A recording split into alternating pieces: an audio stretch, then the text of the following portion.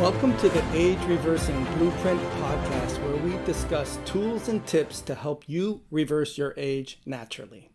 Let's take a few of some of the more interesting ones that I'm working on right now, okay? Which would be hyperbaric oxygen, infrared sauna, cold plunge, PEMF. Just down the street from my house, I can go in there and I pay $200 a month. And they got everything I want unlimited. HBOT, cold plunges. So I go in there, I do my 30 minutes of sauna. I do 5 minutes in the cold water, and I do a PEMF. I will see my aura HRV close to double on those nights. Those technologies were not accessible to us in the masses just a couple of years ago. There's all these recovery lounges popping up, and here's why I like these places. We're in such a hyper-stimulated world. We work ourselves like crazy. These are dedicated spaces. It's like the spa, but with all these new health optimization technologies. So inside one of these recovery lounges, I'm going this afternoon. It's Friday. I've been busting ass all week. I blocked 2 hours on my calendar to go and do recovery work. I'm going to go do 2 sessions. I might do 2 plunges, contrast therapy. But I'm creating space in my life to specifically go and work on recovering my body.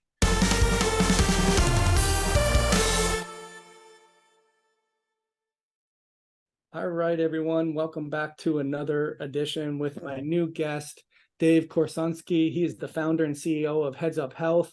He has a digital health analytics company based in Scottsdale, Arizona, and avid health enthusiast himself. David, he makes everyone's life easier and helps them to control their health through effective data tracking. Prior to founding Heads Up, David worked at Cloud Physics, a data analyst company collecting and analyzing over 80 B, David? Billion. 80 billion data points per day. He also spent 7 years at V Malware in director level leadership roles, where he built partnerships with the world's largest software companies, including Oracle, IBM, SAP, Epic, Cerner, and more. David holds a Bachelor of Science degree in mathematics, Masters of Business Administration, and Masters of Science, and he in the emerging field of neuroscience and based leadership. So, David, thank you so much for being here. Thanks, brother. It's good to reconnect with you. We just hung out a couple weeks ago in Miami, and here we are again. Yeah, it's weird to read the bio and read it as David. I only know Dave. Well, you don't even call me that. You call me the names of hockey players from the 70s and the 80s.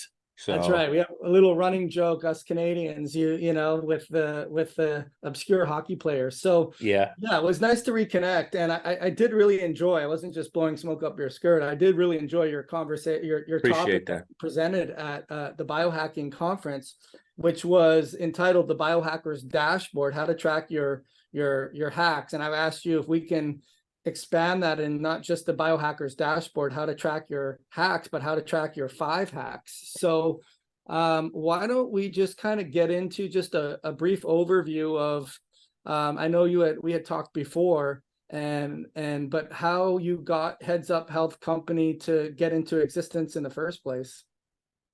Yeah, well, I was living in Silicon Valley at the time and working for a tech company out there. And this was like the early days of biohacking. So 2010, 2011, none of this stuff was on anyone's radar screen except for a very obscure group of people doing at that time what was called quantified self. Now we call it biohacking, but it was the same thing. I got into that community and realized that it was incredibly powerful, but there were no accessible ways for people to figure out if their health was actually improving or not. So like there was all these cool things you could try, different diets, different exercise regimens, different supplements, different things to try to move the needle. But how do you actually know if it worked or not? And some of this stuff, you're spending a lot of money on it. You're spending a lot of money on nutrition and the gym and supplementation and all of these things to try to be quote unquote healthier. So I saw that despite all the amazing technology coming on the market, and all of the amazing new ways that we had available to us to improve our health, like I don't know, infrared sauna, for example, I needed to measure what was working, because what works for me is not necessarily going to work for you. And so one therapy that works for a certain individual doesn't work for the next. So the only way to know for yourself is to actually test if it works. So that was kind of the origin story for Heads Up. I'm like, hey, there's all this cool stuff out there. There's all this data, and it sucks. There's no way to actually I just want to see all my numbers on one screen. These are the 10 or 15 numbers that I really care about. My blood pressure, my HRV, etc. I just need them on one screen. That was it. And I didn't see anybody providing that to people who were trying to improve their health. And that's why we started the company. Oh, that's awesome. And as far as how long ago was that now, Dave? Well, the idea came to me in 2011. I didn't actually start developing it. At that time, I didn't really know how to start a company, right? Hey, you get an idea, right? It was an idea for a software program. How do you even start? Took me like 2 or 3 years of just asking around. Hey, I got this idea for this new app. How do you even start?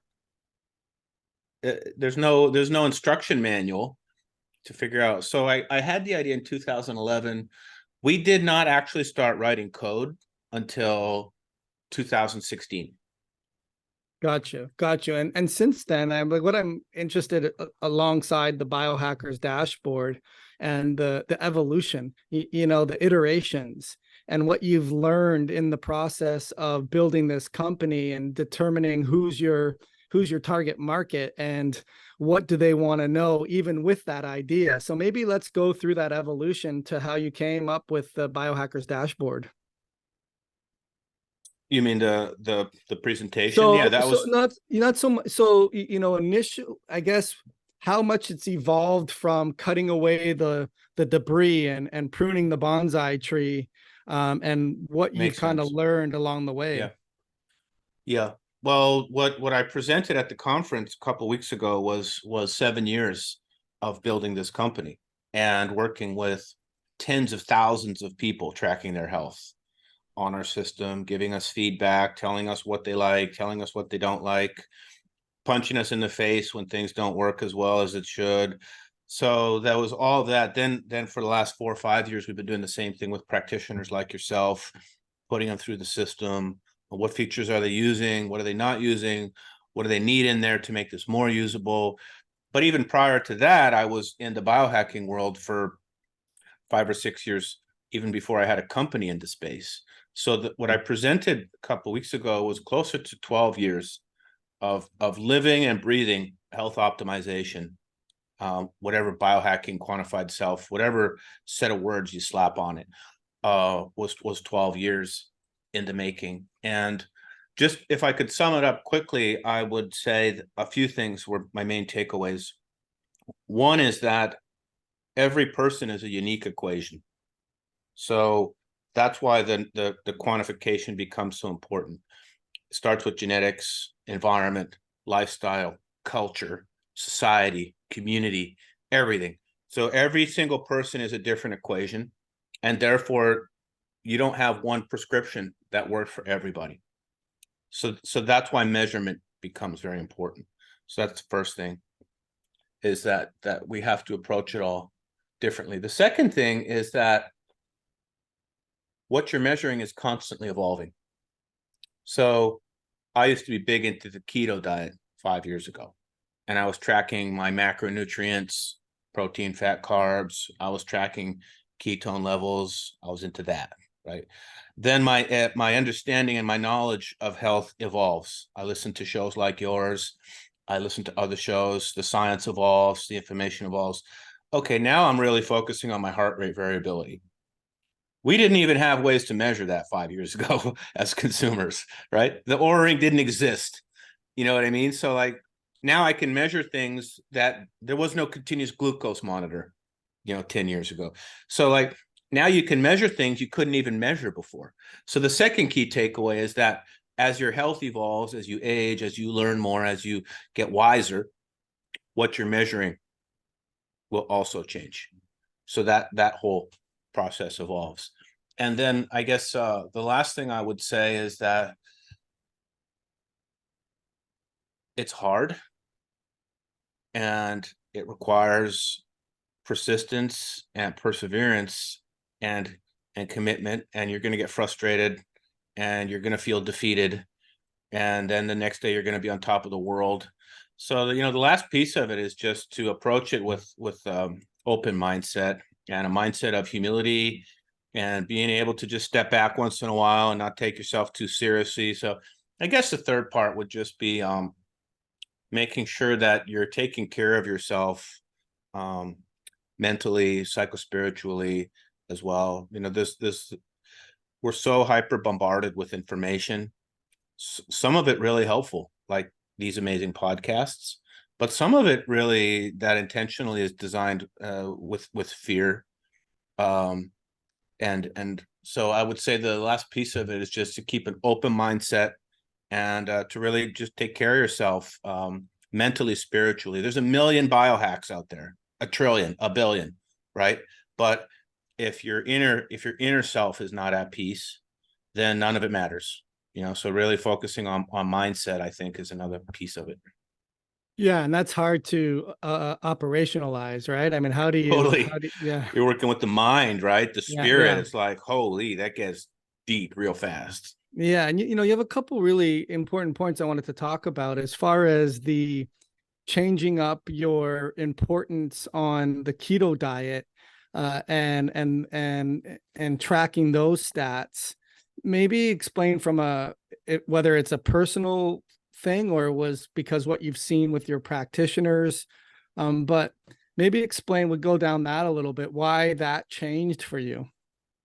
Well, I would say that it's still a part of my life. So prior to understanding what the keto diet was, I knew how to move off the standard American diet, and I knew enough to start getting off of a lot of sugar and processed foods. So I was on more what you'd call a Paleolithic diet. At that time, paleo was the cool diet. Rob Wolf's book, you know what I mean? Paleo was the shit. I was doing that. But when I started to learn the keto diet, that was the first way of eating that forced me to pay attention to blood sugar. Because even on these paleo templates, you were still eating foods that could generate a high glycemic load. Keto, you had to test your blood sugar and keep it nice and low. Otherwise, your ketones were not going to pop. So it wasn't until I was basically forced to start measuring blood sugar and ketones, that's when I really understood the difference between putting your body into a fat burning state versus a glucose burning state. So it forced me to learn how to understand blood sugar and blood ketones. Those are things I can never unlearn. So even though I'm not measuring ketones and blood sugar anymore, it's now just infused as part of my way of living, because I've learned enough that I don't need to test that so much anymore. The only time I'll really pull out the ketone meter is when I'm doing a fast. And that's just more for my own intellectual curiosity. So I don't necessarily need to be in a ketogenic state anymore. I believe that can be very therapeutic in some conditions, and it can work in certain endurance sport, or it works really good if you have insulin resistance or PCOS or these are things, none of which I have. So it's not, Joel, that I don't measure it anymore. It's like I've already learned enough that I don't need to measure it anymore. But like when I do my 72-hour fasts, I try to do those every few months. It's really cool because you can watch your blood sugar coming down, bing, bing, bing, bing, bing, and then you watch your ketones come up. And eventually there's a point where they cross over and your ketones have completely taken over as the fuel system. My blood sugar will be like at 60. There's none, right? And my ketones will be like at 4 or 5 millimolars. So now I just do it to see actually the crossover. But I guess I've internalized enough about it that I don't need to measure it anymore. Well, I mean, I thank you for sharing. I think that is somewhat the hidden goal of the paradox of your software, right? Is track all the useful stats or biomarkers that give you insight on your journey and if you're improving and whatnot, but also ultimately know thyself. And so that the more you know yourself, the more you don't need the stats as much, unless you want to keep it honest. You know, I remember talking to Dorian, you're friends with Dorian from Keto Mojo, and they were talking a while back about how, you know, our goal is to get you to use it less and less and less, because you know yourself more and more and more.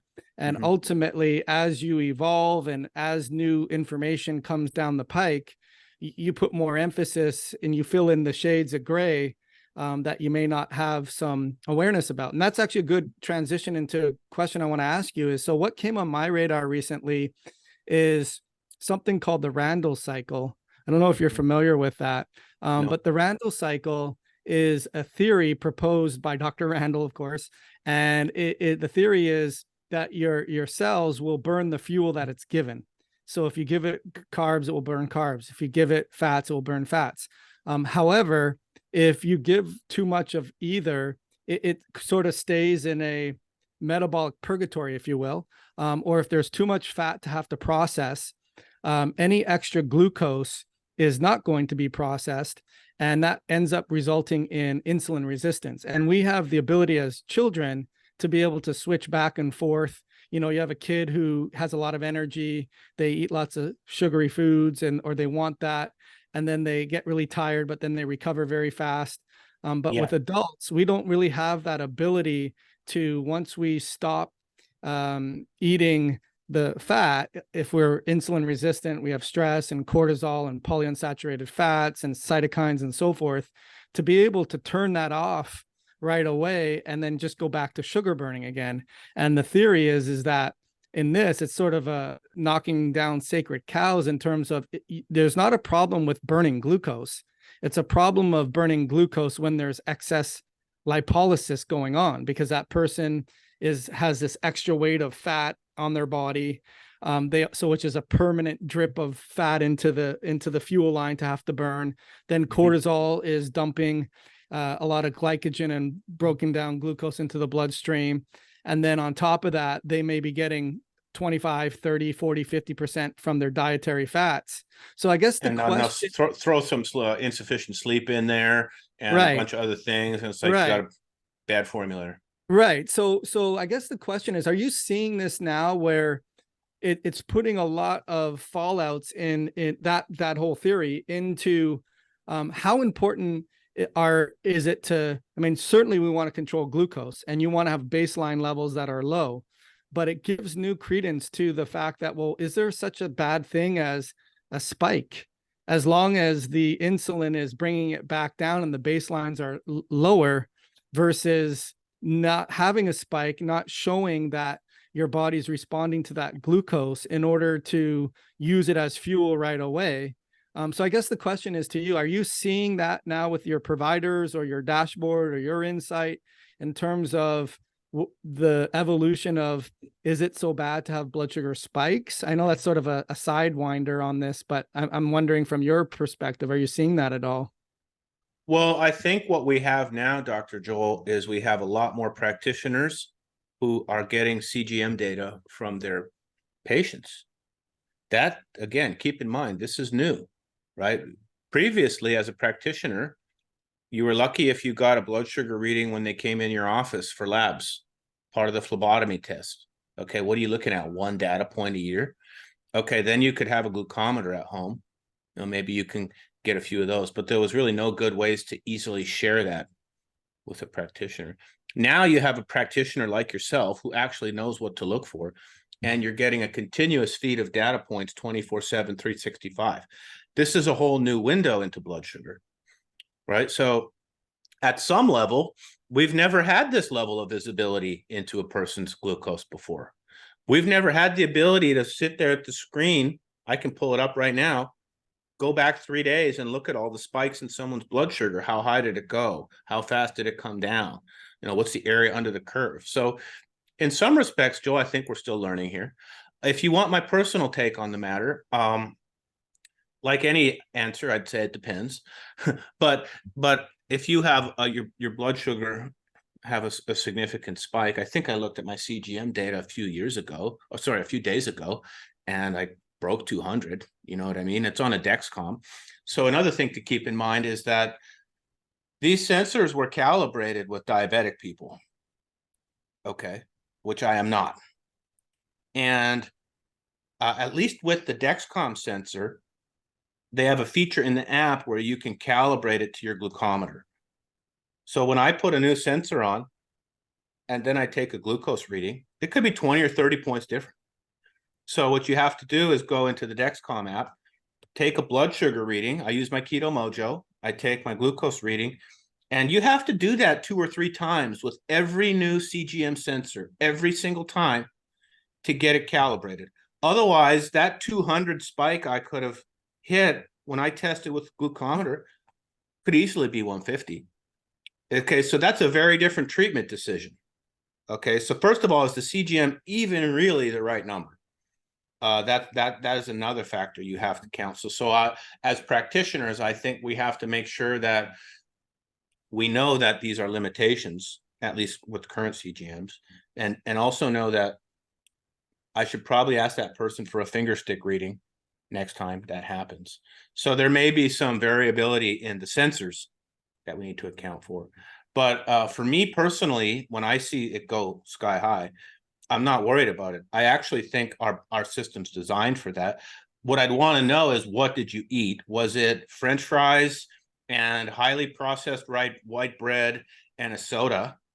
That's just never good for you. Right. But if it hit to that same number, and it's because I had some rice with like a steak and some vegetables and a glass of wine, totally fine. I'm okay with that. What you really want to look for is how fast did it come back down to baseline.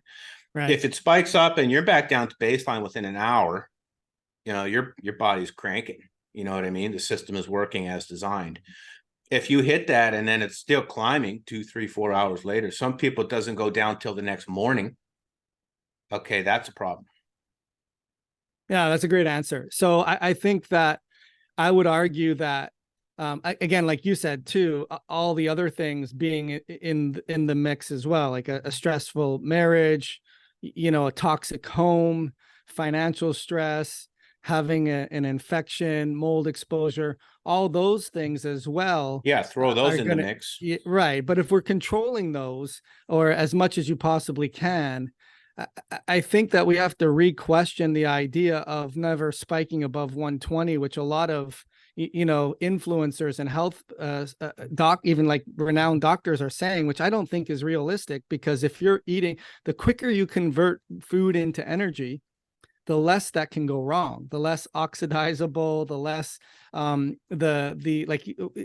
less that you can have a problem with. So but it's interesting that I like your take on that. So and well, I the agree other thing, with, Joel, is that, like, okay, so I think Peter Attia, right? He doesn't like, he sets his bar at 140, right? Like, I don't want my people above 140. Okay, it's probably a good soft goal, but like that doesn't mean we're a robot.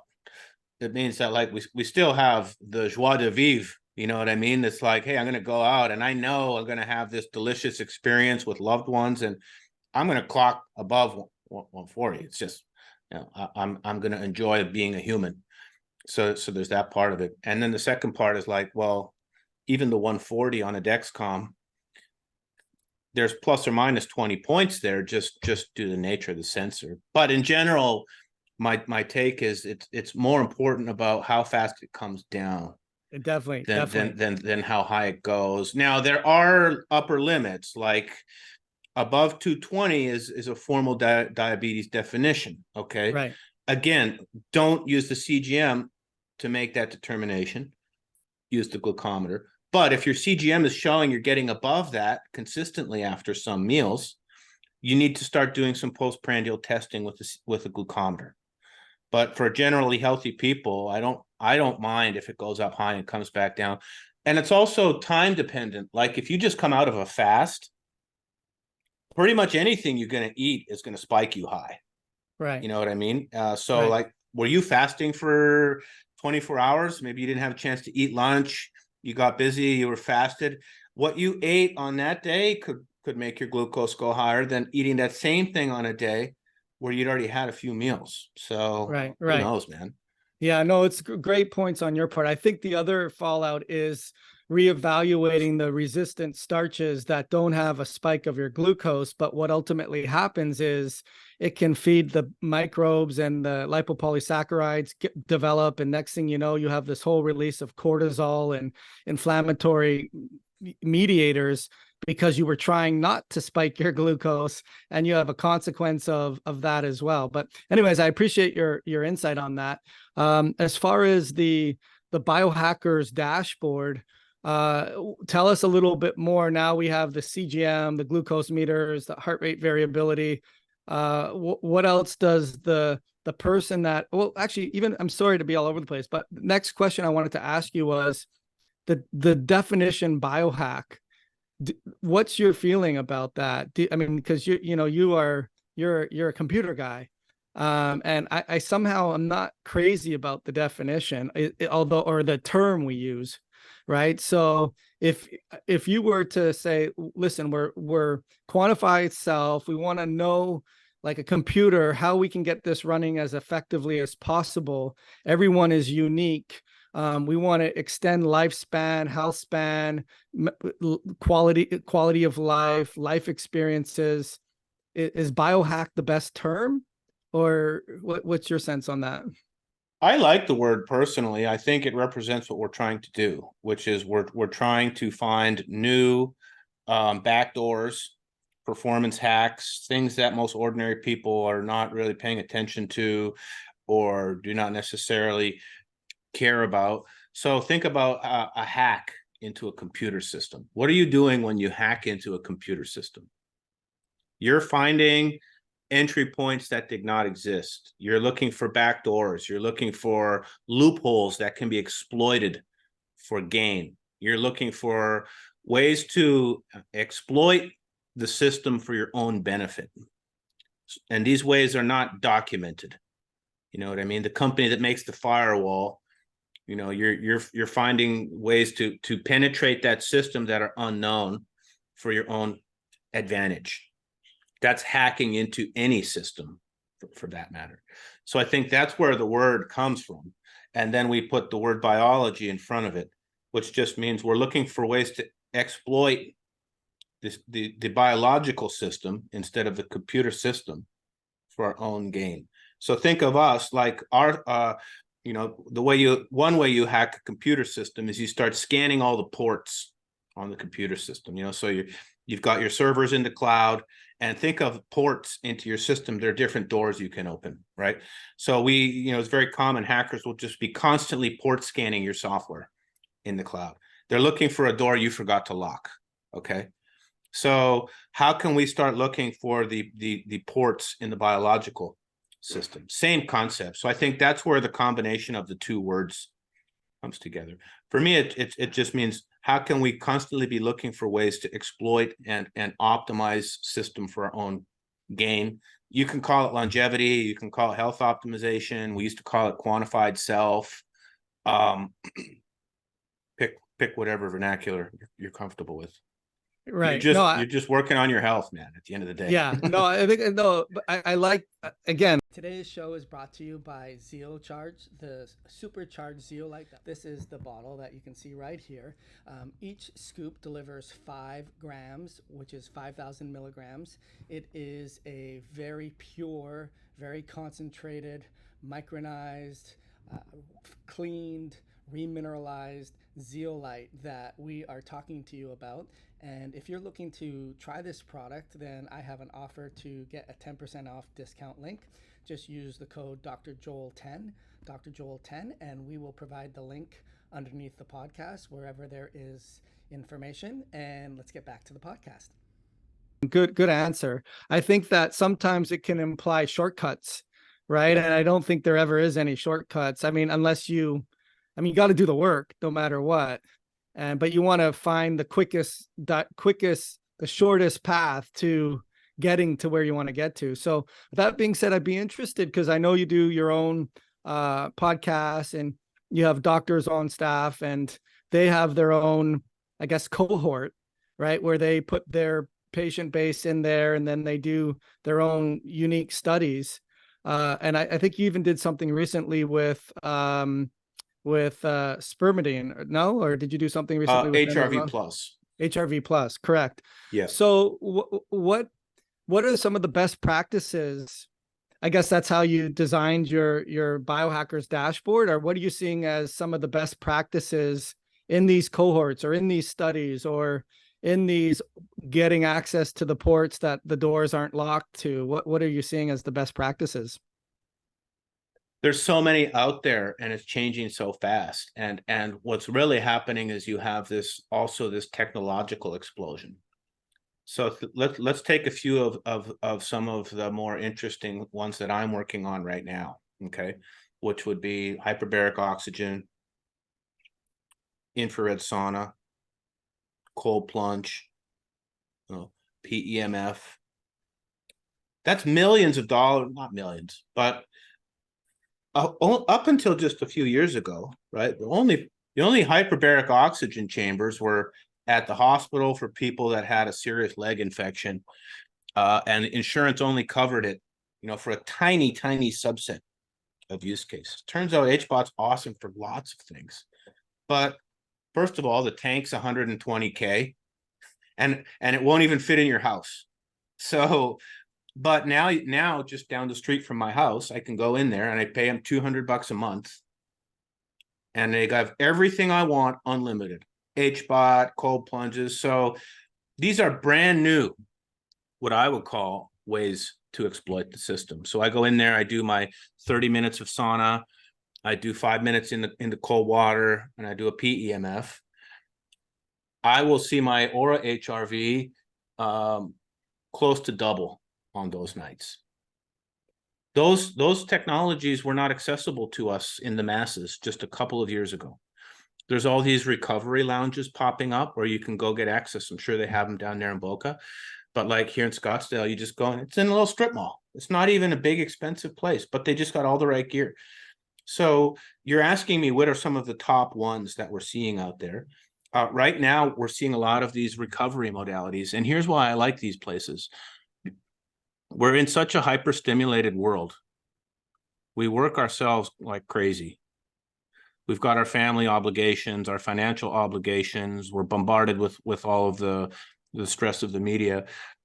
I like these recovery hacks. You're asking me which ones I like right now and which ones we're seeing a lot of in the market, in the industry.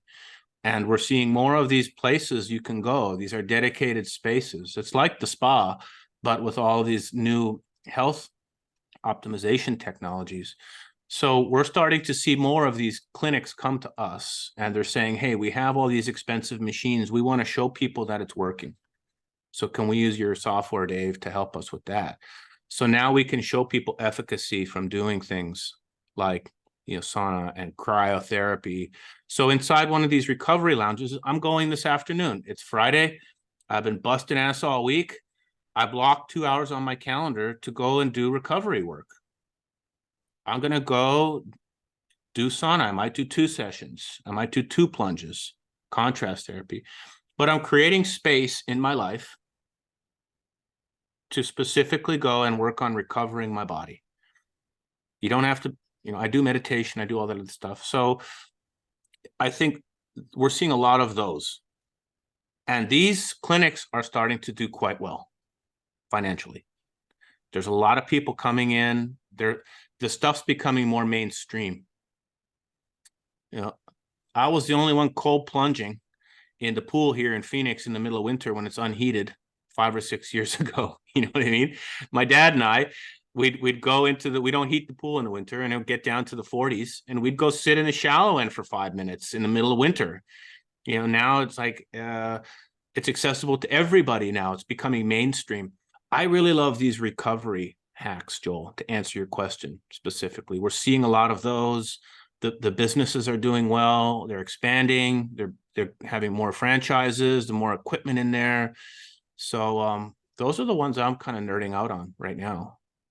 Yeah, thank you. So when they want to show efficacy, what are the biomarkers that can be on the dashboard that would show efficacy that it's working? Great question. So these are more what I would call, they're going to generate an acute response quickly. You know what I mean? Obviously, they can compound over time. But what would you look for? First of all, you'd look at your heart rate variability, which is arguably becoming the single most predictive biomarker and the easiest to measure that we know of. You know, it's a good proxy indicator. Right. And just sort of, is that like, what's your, and most people by now that are going to be listening to this podcast don't need to be explained what heart rate variability is, but I mean, there's so many different ways to measure it. What are your, along with the different biomarkers that show efficacy, what do you see? What are the different ways that they can measure the heart rate variability besides the Oura Ring?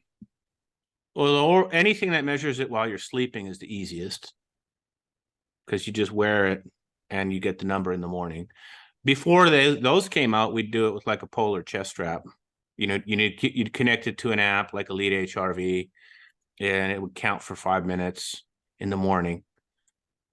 So you could do it that way. And then there's more clinical grade ways to measure HRV, where you're going into a lab with a more expensive set of diagnostic equipment that's able to measure like the low frequency, the high frequency. They can get much more detailed.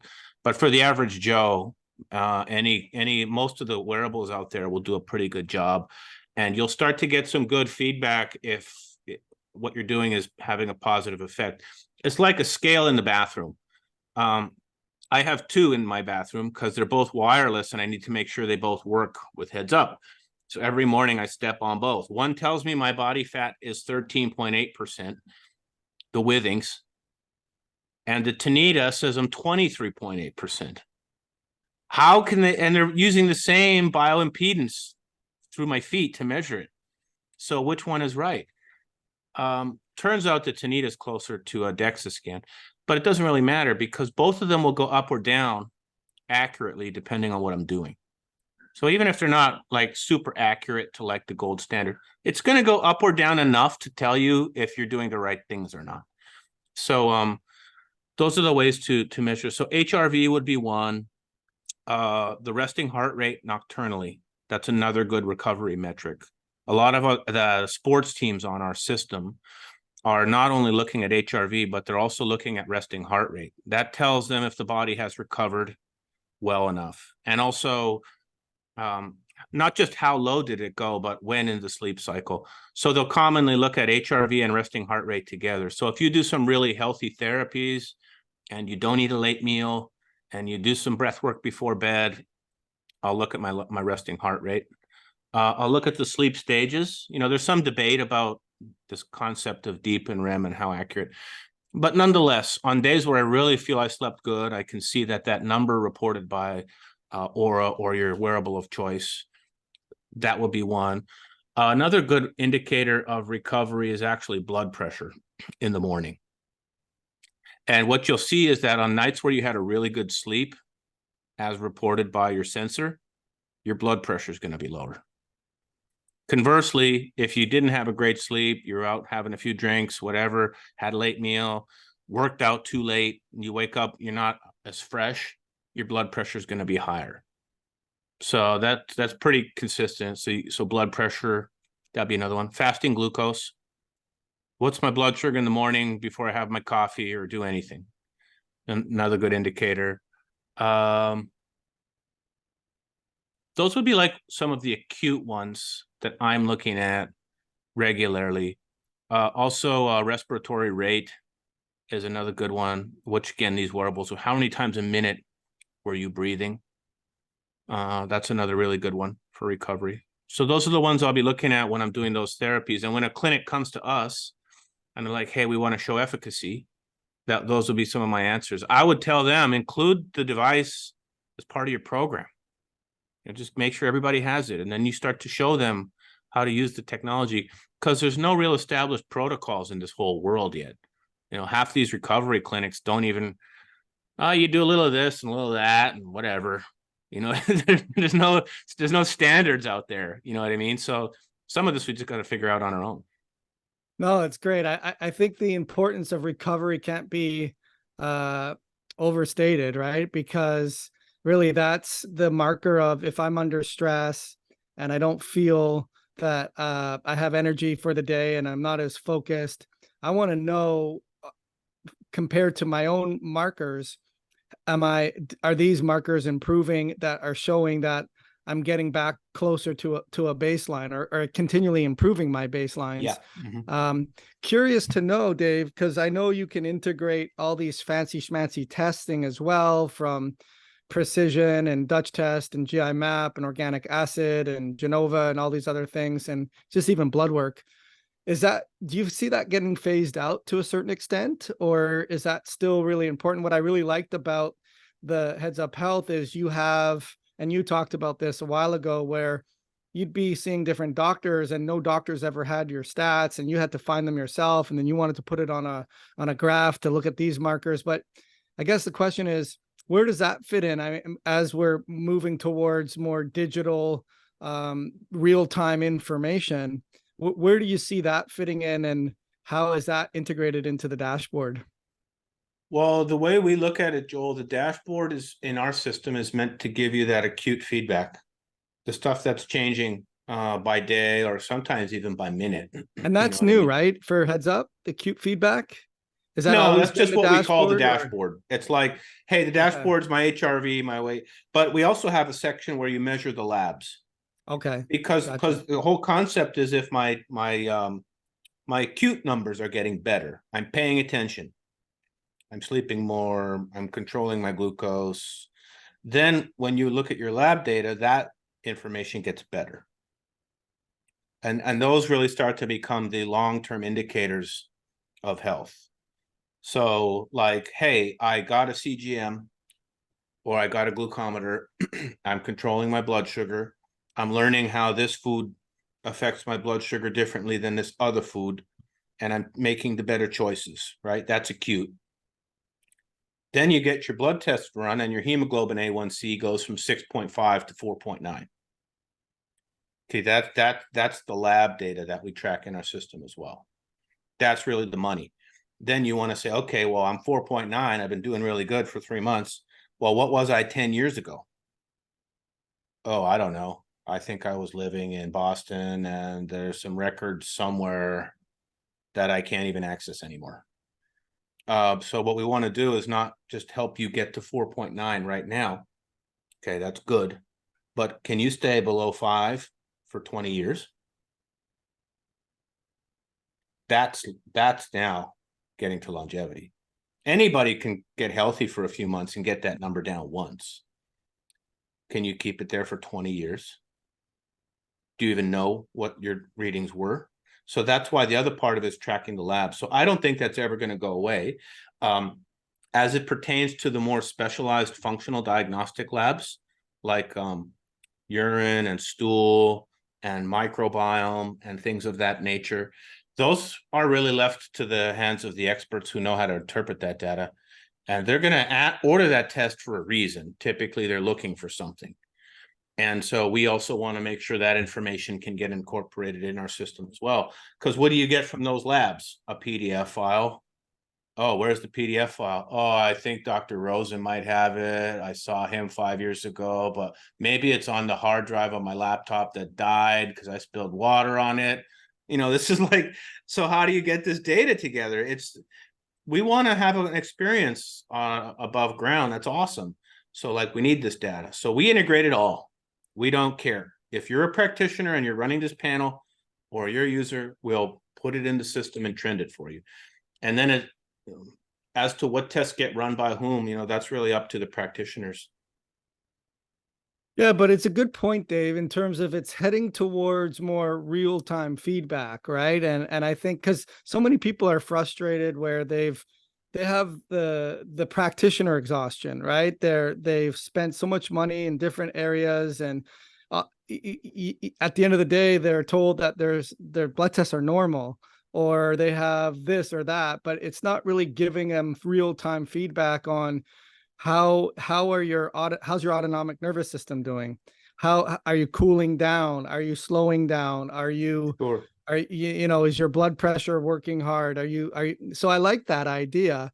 I do think it's important though to have those long-term numbers going into the short-term numbers, meaning if I look at those long-term numbers and I see that there's a hematopoietic issue, meaning you're not respiring at the cellular level because your red blood cells, your iron, your the way that those markers indicate how that's doing is challenged, or you have some electrolyte imbalances, or your cardiovascular profiles aren't on point, or whatever, then we can address those things simultaneously, and that in turn will help the acute day-to-day stuff, but also tracking and being aware and doing these recovery strategies for the acute day-to-day stuff will improve as well. Because I would imagine at some level, are you getting feedback where you have to refer some of the individual people that are looking at these numbers and they have these wearables and they're doing these recovery things,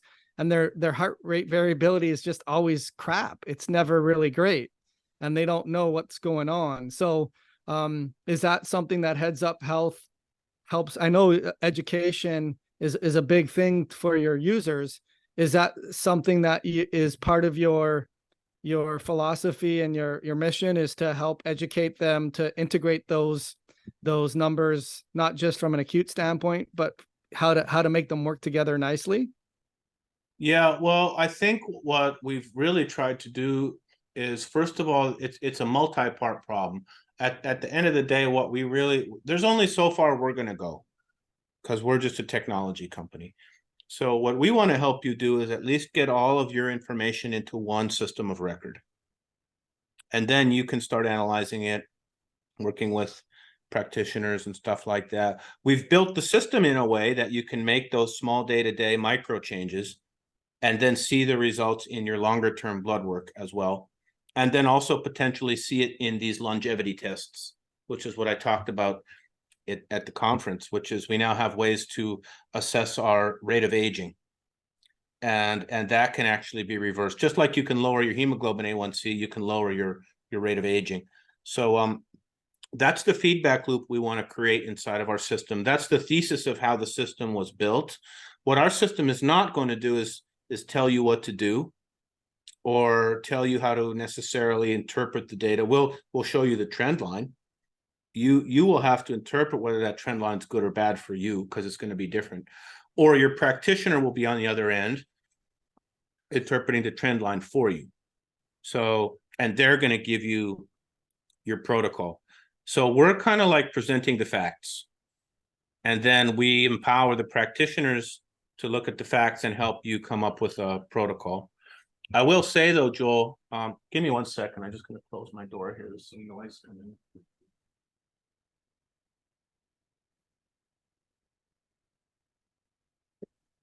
I will say though, Joel, that there's more things that are now starting to be collected at home passively, which is exciting. You gave this example of practitioner fatigue, and they all want to rerun the labs and the panels, and maybe at some point there's just more I can start doing on my own. But you can get overwhelmed on your own. The last thing we want is people consulting Dr. Google for interpretation on this lab test. But there are people who are like, you know what? I'm going to do some research on my own first or now. So it's not far off. I have a test kit in my kitchen here that I just put a drop of blood on a spot card and send it in the mail, and they run lab tests for me. So, right. You know, there's more of that at-home stuff coming that we can do on our own, and then we can go do a little of our own research, consult with someone here, consult with someone there. So there's more of the self-directed stuff coming where we can do more testing at home.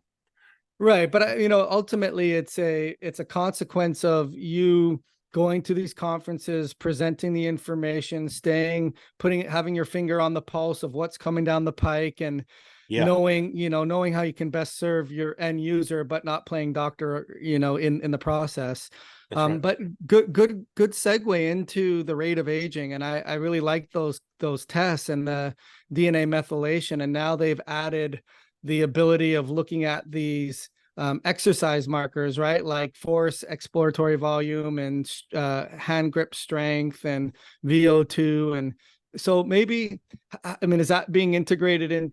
that's just being housed in your software, or what's your, Absolutely. Yeah. We spoke with a group last week, and they're like, every single person that comes in our program, there's a grip strength test. We want to trend that. We want to know your grip strength now, and we want to have that on the dashboard, and we want to check it again in 12, 18, 24, 36 months. We want to see that trend line going up.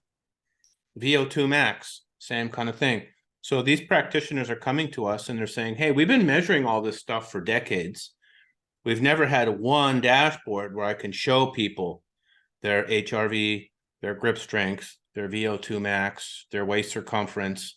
And there's lots and lots and lots of really well done studies that directly correlate these to longevity. So, and then can you also on that dashboard put their biological age? Now it's getting fun. Now it's just gamified. It's cool. I mean, I think that the more you keep it basic, right? And like knowing that your hip to waist ratio, and knowing that your strength of how much you can squeeze something, or how much you can breathe out at one forced breath, can be that much more insightful than having a $1,500 test to look at your blood work that you're only going to be told that there is nothing wrong or you need to be put on a statin, right? I mean, it's crazy. That's good to have the blood work. You know, you can go look in your toilet bowl and you'll get great biomarkers just from urine and stool. They don't cost anything. You don't have to buy a sensor. There's no expensive lab tests. Bristol score and the color of the urine. You know, those two things right there, you can self-calibrate pretty effectively with.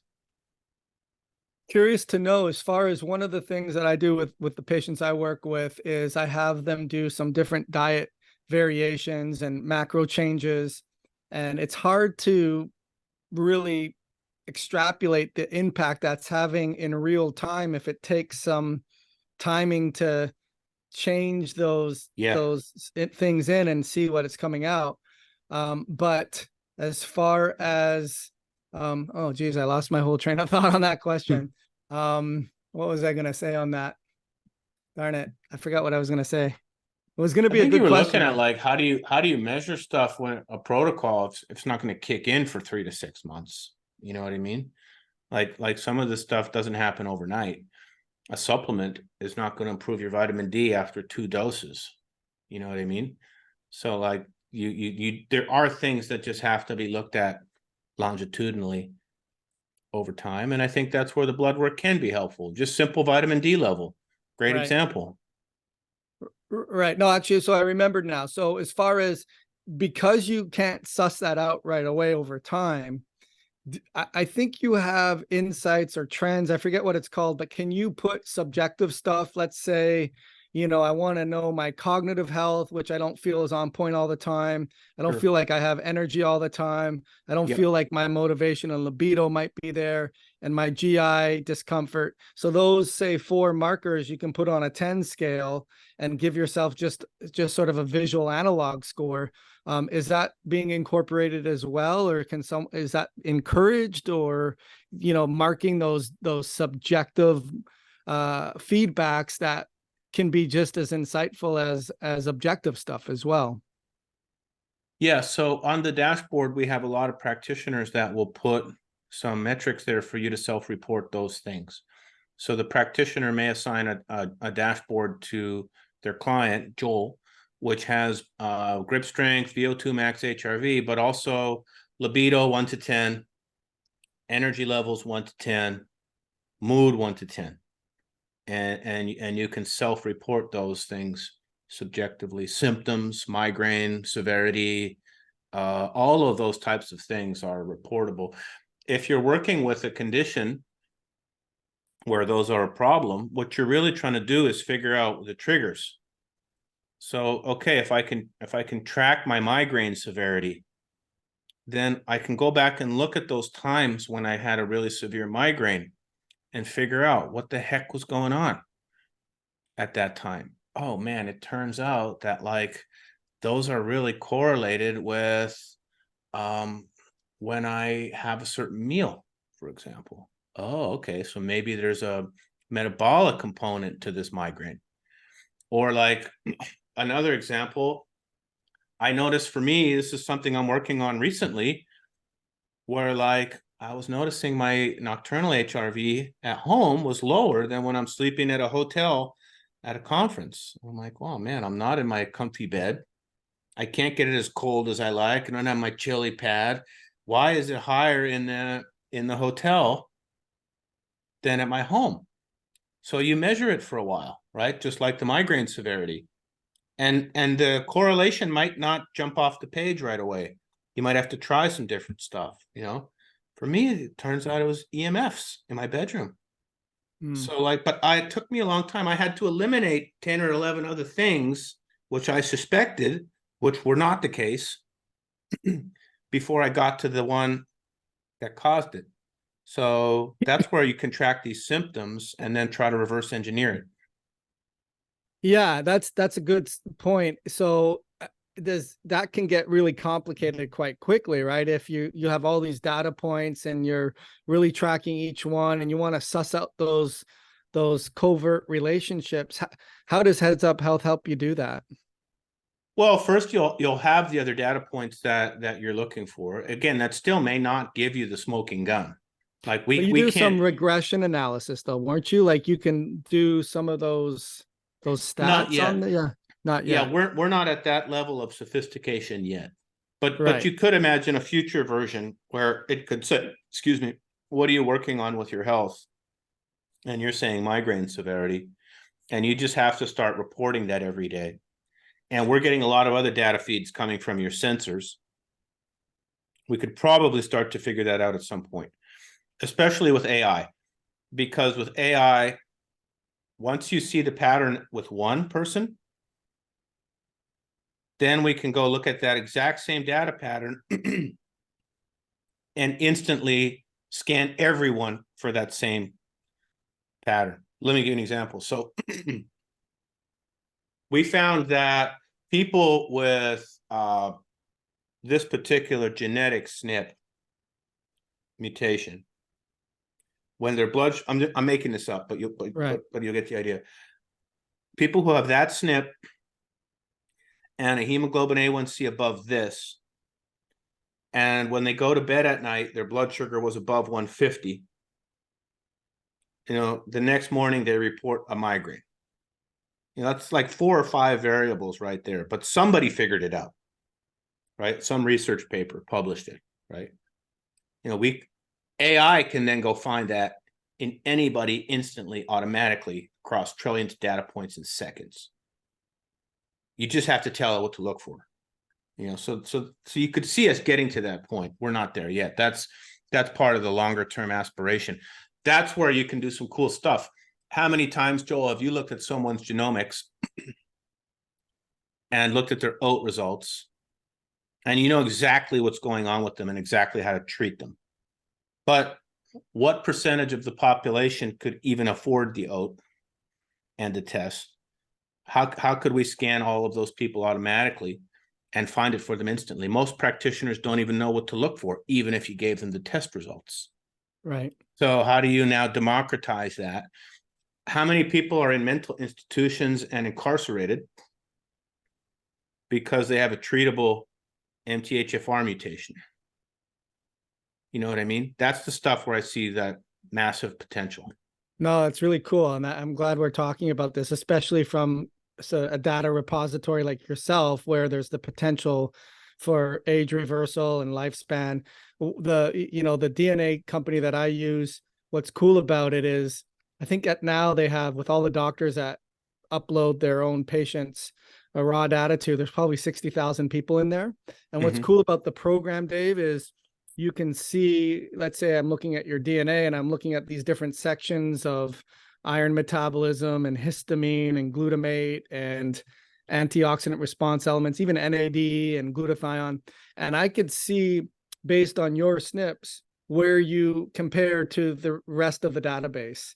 Yeah, and exactly. A cohort. Right. Yeah. And the rest of the database is somewhat skewed, right? Because they're not the Olympic athletes of the world. You're comparing all the sick people that are seeking my help that are seeking all those other doctors' help. So if you're an outlier to the outliers, it must be a real challenge, and it can help the doctor understand where some of the weak links in the chain may break to deliver a better outcome. So is Heads Up Health doing that as well, or is there some concern with, well, with people that aren't aware and might be ignorant, that I don't want them sharing my data and this, that, and the other. But does Heads Up Health have the ability to run AI to see trends to help deliver quicker, better outcomes? We're starting to build some of those first commercial examples. So like with a lot of our sports teams, they need us to run an algorithm that looks at training load, resting heart rate, and HRV. And they need to do this every day for hundreds of people and look for very specific things in the data that they would have to do manually. I got to get these 3 data points. I got to log it to 3 separate systems, put all 3 data points in a spreadsheet, do that for 50 athletes, and then build the logic into the spreadsheet to find these patterns in the data. So that type of stuff we can automate.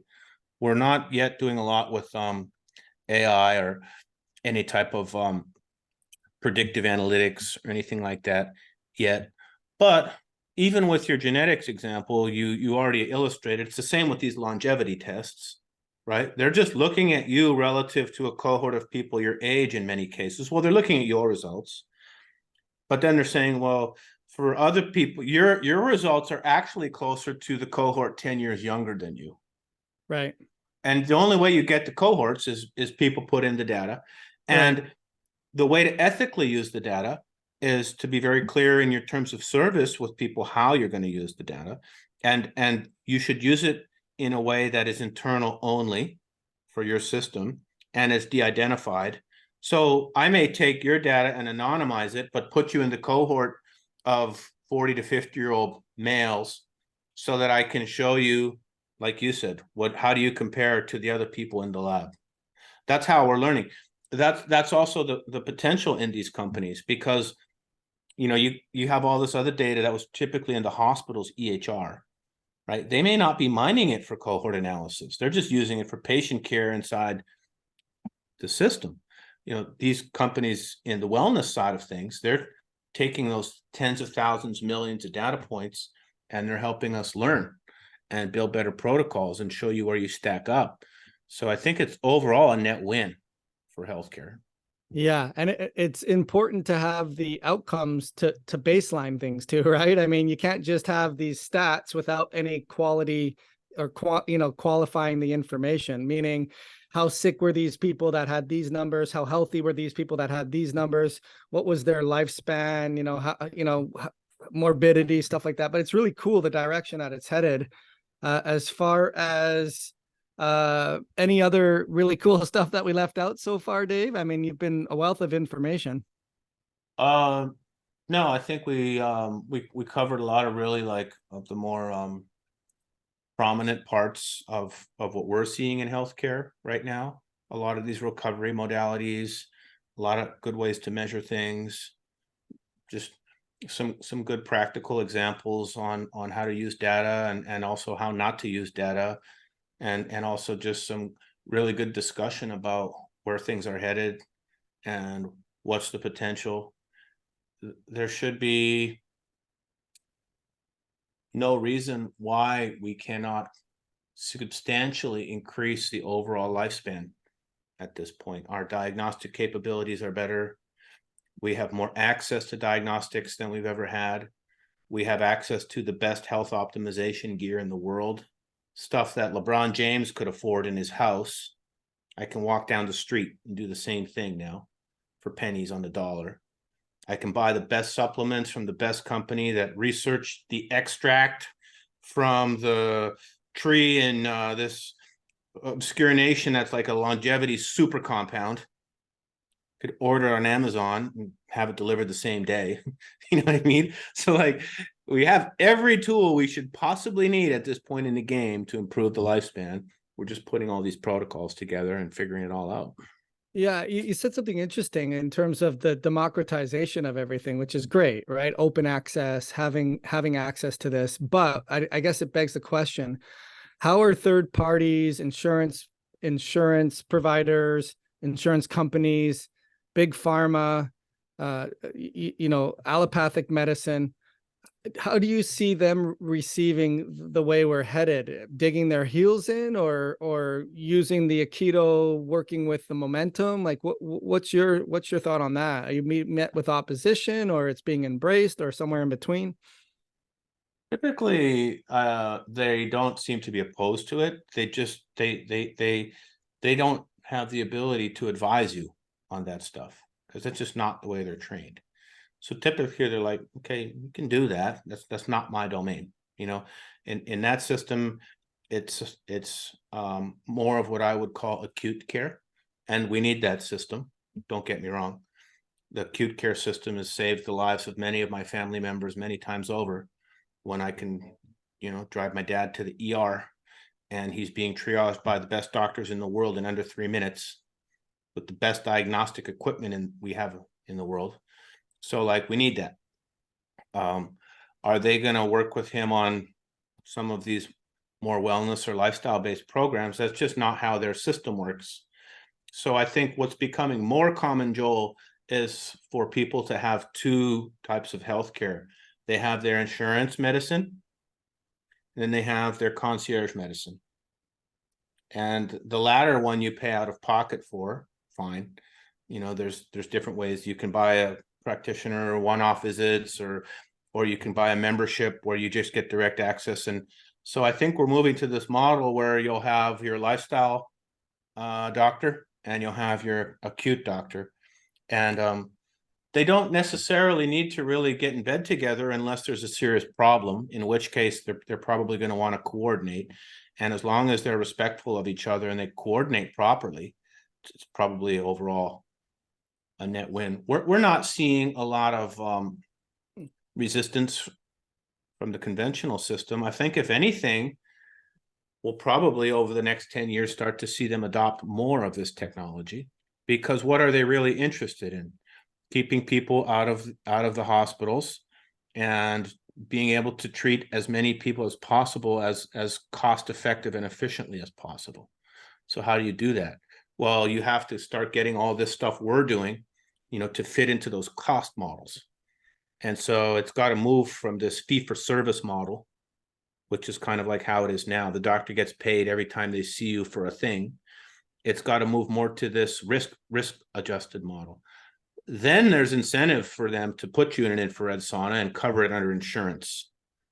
That's, I think, where it could really come together and get exciting, is when those worlds come together. It's a bit of ways though, right? You would say a little bit we're of 10 years away from that in the best case scenario.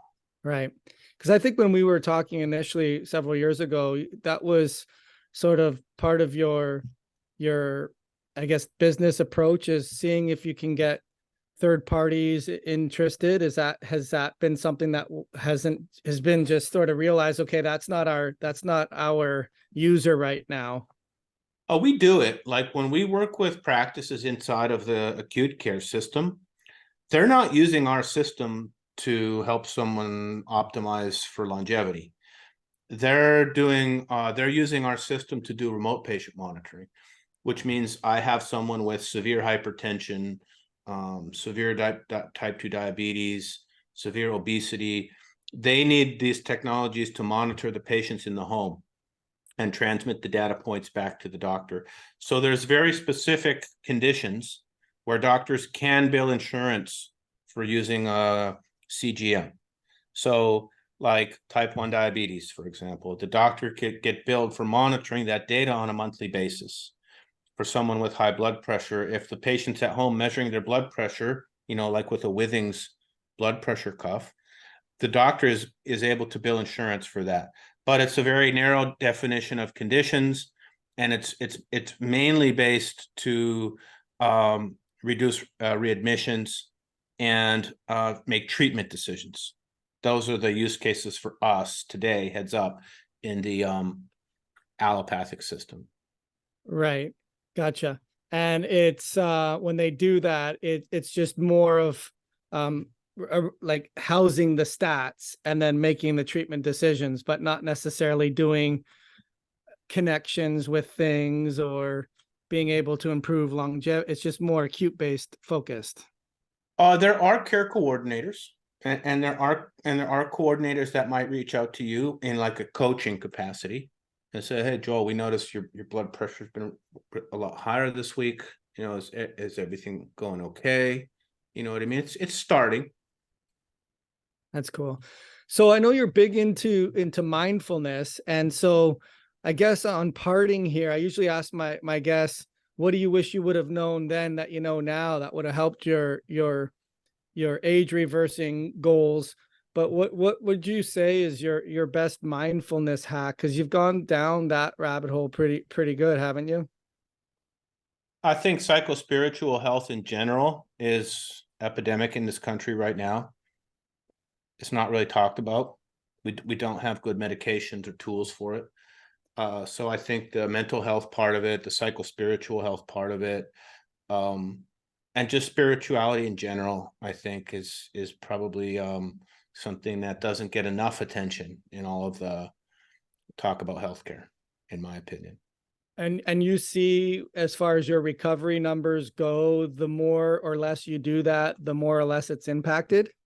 It plays a big part in your scores, Dave.